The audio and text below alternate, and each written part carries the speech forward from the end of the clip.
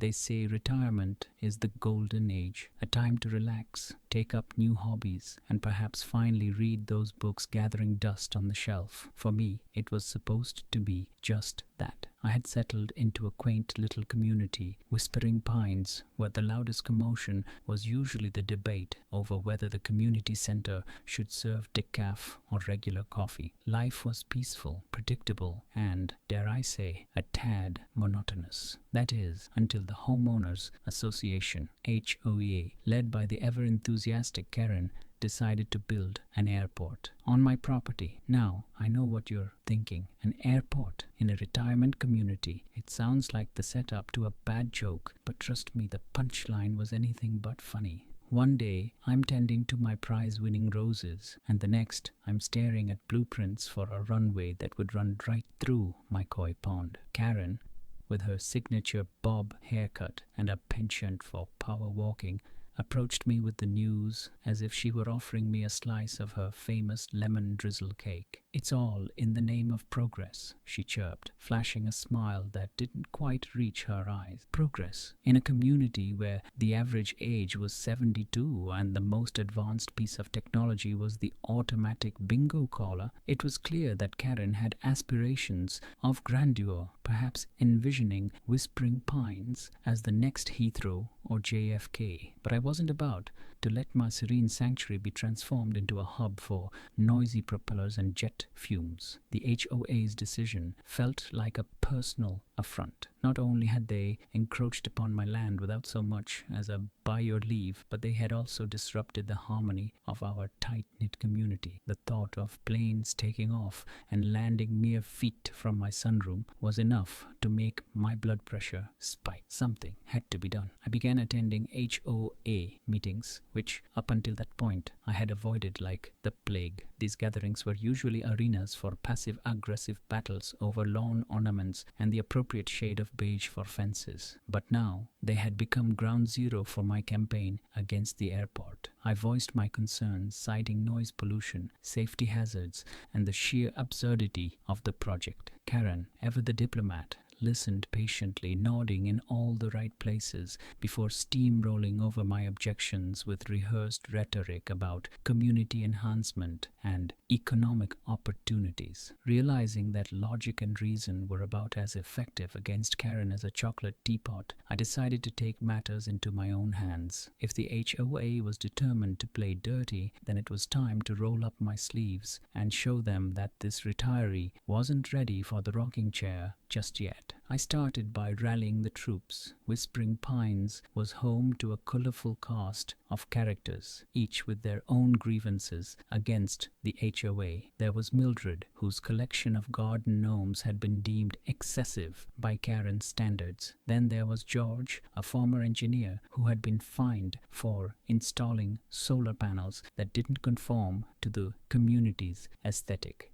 Together, we formed an alliance united by our shared disdain for the HOA's overreach. Colshaffer.com, +3 Kindlepreneur, +3 Power of Storytelling, +3 our first course of action was to delve into the HOA's bylaws. Buried beneath pages of bureaucratic jargon and clauses about acceptable mailbox designs, we discovered a stipulation that required any major construction project to receive unanimous approval from all homeowners directly affected. Armed with this knowledge, we confronted Kerren and her cohorts, only to be met with dismissive waves and assurances that the necessary permissions had been obtained. Frustrated but undeterred, we decided to take a more unconventional approach. If the HOA was intent on building an airport, then we would ensure that every step of the process was met with obstacles. We became masters of red tape, filing complaints, requesting permits, and demanding environmental impact studies. Our goal was to bog down the project in so much paperwork that even Kerren's enthusiasm would wane. But Kerren was nothing if not persistent. Construction began, and with it came the cacophony of bulldozers and jackhammers. My once tranquil mornings, spent sipping tea on the porch, were now accompanied by the symphony of progress. It was during one of these ear-splitting sessions that inspiration struck. If we couldn't stop the airport from being built, Perhaps we could make it undesirable for use. Enter Operation Goose Chase. With George's engineering expertise and Mildred's uncanny ability to attract wildlife, her backyard was a veritable zoo. We devised a plan to introduce a flock of geese to the area. Geese, as it turns out, are the bane of pilots everywhere. Their presence would render the airstrip unsafe, grounding any potential flights. Under the cover of darkness, we released the birds, watching with a mix of glee and trepidation as they took to their new home with gusto. The next morning, chaos ensued. Pilots attempting to land were greeted by a honking horde, flapping and strutting across the runway with impunity. Kerren was apoplectic, her dreams of aviation glory thwart. It turns out that unleashing a gaggle of feral geese onto a freshly constructed runway isn't just deeply satisfying, it's also weirdly empowering. Watching Kerren stand in the middle of that half-finished airstrip, flailing her arms like a human scarecrow while a goose hissed at her orthopedic sneakers, was a spiritual experience. I hadn't felt this alive since the time I snuck a bottle of scotch into the community wine tasting and pretended it was a bold Cabernet. But like all great moments, this one didn't last. The HOA retaliated. First came the cease and desist letter, hand-delivered by a teenager named Skylar who looked like he still thought YOLO was cutting edge. He handed it to me like I was being served a Michelin-starred lawsuit. You've been formally notified by the Whispering Pines HOA that your actions constitute a public nuisance, it read, in a font that screamed, printed on a Home Office inkjet at 2 a.m. by someone crying into a Keurig. I framed it, hung it next to my world's okayest grandpa mug. Then they brought in experts. Some guy in a shiny blazer from the Regional Office of Urban Aviation Expansion, which I'm 98% sure Kerren made up, came out with a clipboard and a drone. He gave me the kind of smile people reserve for dementia patients and feral raccoons. We're just here to enhance community mobility, he said, as if that explained why a 2-seat prop plane was taxiing where my tomato patch used to be. I'd reached the end of my diplomatic rope. It was time for something bigger, bolder, petty on a level the Romans would have respected. Enter Operation Flight Risk. The plan: undermine the airport from within, literally and figuratively. I started by infiltrating the HOA's planning subcommittee. It was easier than expected. Apparently, no one actually wanted to attend meetings where the primary agenda item was rubber stamping Kerren's aviation fantasies. I signed up under a fake name, Doug Featherstone, retired ornithologist, and started attending every Thursday. They welcomed me with open arms and stale oatmeal cookies. Fools. As Doug, I asked questions, important ones. What provisions are in place for migratory flight patterns? I'd ask, nodding solemnly. Have we accounted for barometric variability? Should the runway be realigned to protect the sacred nesting habits of the fictional rusty-tailed ground finch? Kerren, bless her, nodded through all of it, probably assuming I was just old and harmless, if only. Meanwhile, back on my home turf, Mildred was running her own subversive op. She'd taken to dressing as a park ranger and giving safety tours to the HOA's few pilots in training, warning them about imaginary wildlife conservation laws. George, on the other hand, was rigging up old CB radios to interfere with the tower's communications. He called it karaoke jamming, because every time a plane tried to request clearance, they'd hear George's wobbly rendition of Elvis Presley's Suspicious Minds. It was beautiful, but sabotage, it turns out, is a lot like Jell-O salad at a potluck. Fun in theory, but it gets messy fast. One of Kerren's golden boys, Todd, her cousin, protege, and part-time motivational speaker, finally managed to get his single-engine Cessna off the ground. He buzzed the neighborhood like a drunk dragonfly on Red Bull, clearly trying to impress someone, probably Kerren, or maybe the HOA's treasurer, who had a thing for aviators and zero common sense. Unfortunately for Todd, we'd accidentally left an inflatable bouncy house, borrowed from the community's summer fair, on the edge of the runway. It caught a breeze, lifted 5 feet into the air, and smacked the side of his plane like an airborne whoopee cushion. Nobody was hurt, unless you count Todd's ego, which crash-landed faster than his plane. But the HOA had had enough. They brought in lawyers, real ones this time, not Schuyler, people in suits with names like Randolph and McDougal who used phrases like civil injunction and malicious endangerment. They said things like, "This is no longer just a community matter, this is now a matter of federal airspace," which, if I'm honest, made me feel kind of important. The threat of legal action was real. My neighbors started to waver. Even George got nervous and took down his homemade radar dish. Mildred refused to release any more gas until we had a contingency strategy and a signed non-disclosure agreement. It was falling apart. My glorious rebellion, the plan to stop the HOA, preserve my land, and maybe, just maybe, get a feature in AARP magazine, was crumbling like gluten-free biscuits. And then came the mail. Buried in a stack of circulars and pre-approved credit cards was a letter from the county assessor's office, a property tax re-evaluation. Now, I hadn't asked for one, no one had, but apparently, since the HOA had declared the airstrip community infrastructure, the county had decided to reassess nearby properties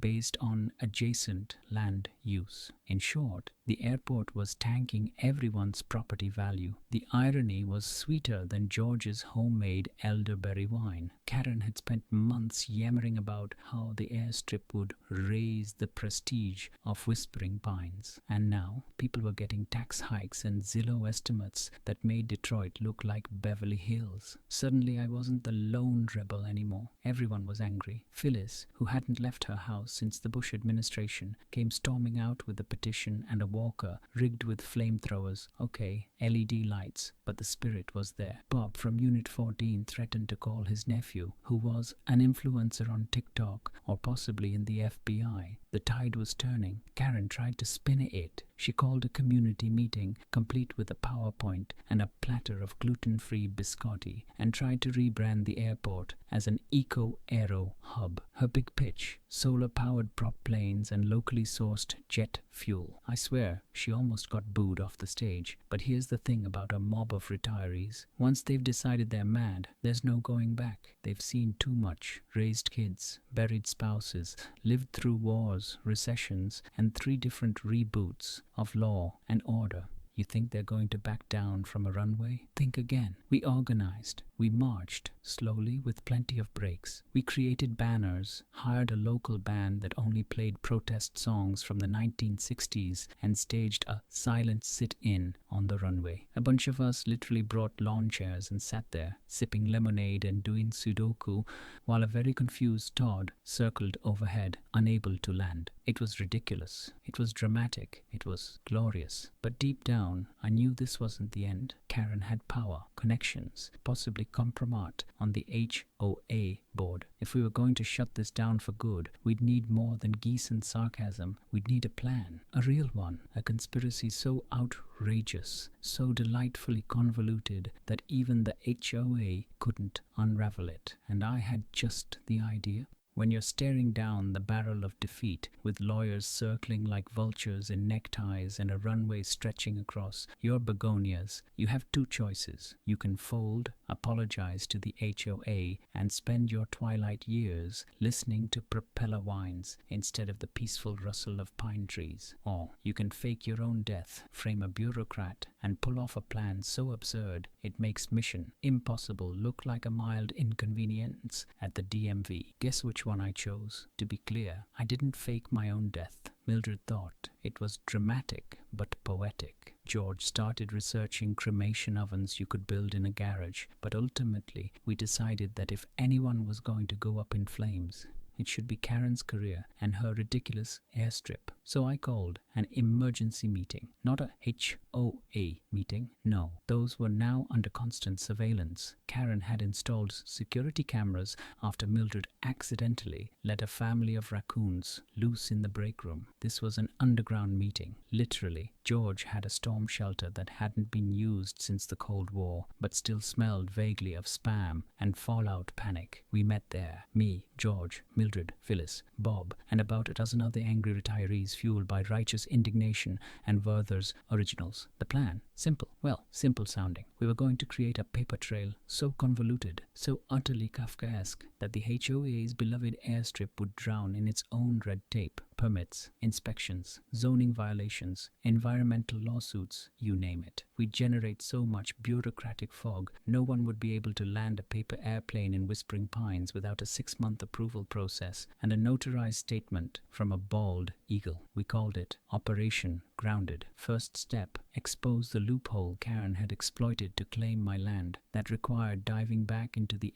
HOA charter, the same charming bedtime storybook where she'd found the clause that started all this. Phyllis, who once worked for a senator and knew her way around legalese like a shark in a kiddie pool, started digging, and oh, did she find dirt. Turns out Kerren had pushed through an annexation clause using proxy votes she'd collected from residents who were either in assisted living or too deaf to realize what they were agreeing to. One vote, bless her, came from old Mrs. DeWitt, who'd been legally dead for 3 years and only attended meetings via a cardboard cutout Kerren kept in the back row. Boom. Fraud. Glorious HOA crushing fraud. While Phyllis compiled her dossier, complete with timestamps, signatures, and enough legal jargon to make a paralegal weep, George got to work on infrastructure sabotage. Nothing dangerous, mind you, just the strategic misplacement of a few construction documents, a little confusion about where the runway was supposed to end, a typo in a blueprint that listed the elevation at 40 feet below sea level. Suddenly the airstrip wasn't just unlicensed, it was unsafe. Meanwhile, Mildred made friends with someone at the Department of Environmental Protection. I still don't know how. Maybe she bribed them with rhubarb pie. But within a week, we had an inspector on site with a clipboard and a very grim expression. Apparently the airstrip was home to an endangered species of moss. Moss. God bless bureaucratic overreach. Kerren's face when she found out her airport was now a federally protected micro-ecosystem was the highlight of my decade. But we weren't done yet. Next, we turned the HOA board against her. This part, pure psychological warfare. You ever watch a dozen board pensioners fight over leadership positions? It's like Game of Thrones, but with more orthopedic shoes. We planted rumors, gently suggested that Kerren had misappropriated funds to pay for her personal yoga retreat in Sedona. She hadn't, but she could have. Whispered that maybe the airport was just a vanity project so Todd could impress his ex-wife who'd left him for a hot air balloon pilot. It worked too well. By the next board meeting, the HOA was eating itself alive. The treasurer accused the vice president of hiding receipts. The secretary claimed she'd been emotionally manipulated. Kerren stood in the middle of it all, eyes wide, mouth agape, like a suburban Caesar on the Senate floor. And still, we weren't done. Because here's the thing, to really shut this down, we needed to hit them where it hurt. Public image. Kerren had been boasting for months that the airport would be the jewel of the region, a shining example of what a retirement community could become. She even invited the local news to cover the historic first flight. So we gave them a show. George and Bob built a decoy plane, fully functional on the outside, but inside it was rigged with a smoke machine, a whoopee cushion, and a speaker that blasted polka music at top volume. We donated it anonymously, claiming it was from a local flying club eager to support the new airstrip. Todd, ever the attention seeker, couldn't resist. The day of the grand opening, he hopped in, taxied out, and took off to the delight of a crowd of confused seigneurs holding banners that said "Whispering Wings, Soaring Higher." And then the smoke started. Polka echoed across the tarmac. People screamed. Someone fainted. Kerren was halfway through an interview when a puff of glitter exploded out of the plane's wheel well and coated her in something that smelled suspiciously like lavender foot cream. The local news cut the broadcast. The FAA opened an investigation, and Kerren, she resigned the next day. Just like that, the airstrip was grounded. The county issued a cease work order. Construction stopped. My land finally was mine again. I celebrated by planting a tree where the control shed used to be. Called it the Kerren Oak. It leans a little to the left and smells faintly of revenge. The HOA held emergency elections. Phyllis became president. Her first act, dissolve the airport committee and redirect funds to a pickleball court and a new library wing. peace returned to Whispering Pines. Sometimes I sit on my porch, sipping iced tea, listening to the wind rustling through the Kerren oak and smiling. The geese are still around, now semi-domesticated and named after famous aviators. My favorite is Gooseworthy. Todd moved out, last I heard, probably trying to build a helipad in Arizona. Good riddance. As for me, I'm just a retired guy with a lawn, a grudge, and a legacy, because when they write the history of Whispering Pines, and oh they will, there'll be a chapter titled The Day the Runway Died, and you better believe I'll be the one narrating it. There's a certain kind of silence that settles in after a long war. Not the tense, cinematic silence you hear in movies right after an explosion. No, I'm talking about the quiet kind, the kind you earn, the kind that comes when your enemies are defeated, your porch is undisturbed, and the HOA's tyrannical airport plans are buried 6 feet under a decorative rose garden named in passive-aggressive tribute. The Kerren Memorial Airfield sits now as nothing more than a patch of scorched grass, surrounded by a few sad traffic cones and one very confused squirrel. Every time I walk past it, I take off my hat, not out of respect, but because I don't want to sweat through it while I laugh. It's hard to believe that just a few months ago I was one bad HOA meeting away from developing a permanent eye twitch. Now the geese roam freely, the skies are blissfully silent, and Mildred has finally stopped sewing parachutes for squirrels, just in case. George still thinks we should open a museum dedicated to the rebellion of Whispering Pines, but we all agreed it would just turn into another HOA committee, and none of us have the blood pressure for that anymore. I'll admit, there was a strange emptiness at first. After the final community meeting, where Karen's resignation letter was read aloud with the same tone usually reserved for lottery numbers, I felt a pang of something I can only describe as post-drama depression. Turns out, living for revenge is a full-time hobby. Without HOA sabotage, my calendar looked suspiciously empty, so I pivoted. Instead of waging war, I became a historian. Not the kind with dusty books and elbow patches. No, I became the official, unofficial documentarian of the great HOA uprising. I started writing it all down. The airport plans, the sabotage, the meetings, the glitter-bombed Cessna, the goose-led runway protest. I compiled it all into a memoir I jokingly titled Flight Risk: How I Grounded an HOA with Duct Tape and Petty Vengeance. I read chapters aloud at the senior center every Wednesday. It's standing room only now. Last week someone brought snacks. George signed autographs. Mildred sold t-shirts that say grounded but glorious. We became local legends. Now, here's the kicker. Remember that county news crew? The one that filmed Todd's glitter-infused crash landing and bailed mid-segment?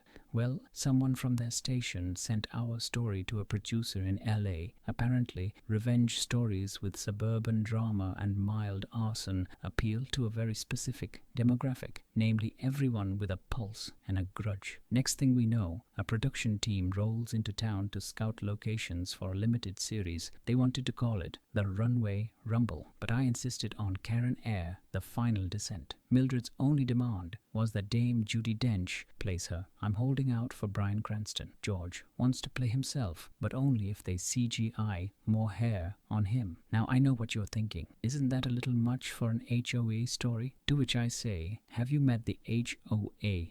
And here's the real twist. With all the media attention, the county decided to formally revoke the HOA's development license. Turns out, when you become the subject of a viral expose called Boomers Vs. Board, the Great HOA Meltdown, the zoning office suddenly gets real interested in your paperwork. Karen, last I heard, she's moved to a condo in Florida. No HOA, no airplanes, no runways, just alligators, hurricanes, and neighbors who don't know her power trip past. May she rest in slightly disgraced peace. As for Whispering Pines, it's better than ever. Phyllis runs the board, now like a benevolent dictator. The bylaws have been updated, the airport has been officially decommissioned, and the only thing that flies overhead these days is an occasional frisbee from the dog park we built on the old hangar site. George got his radio tower certified for community broadcasting, which mostly means he plays Elvis songs and reads the obituaries with unexpected flair. Mildred runs weekly conspiracy club meetings purely for fun, she says. And Bob finally got a girlfriend, Phyllis's cousin, who apparently found the phrase legal saboteur, irresistible. Me, I tend my lawn,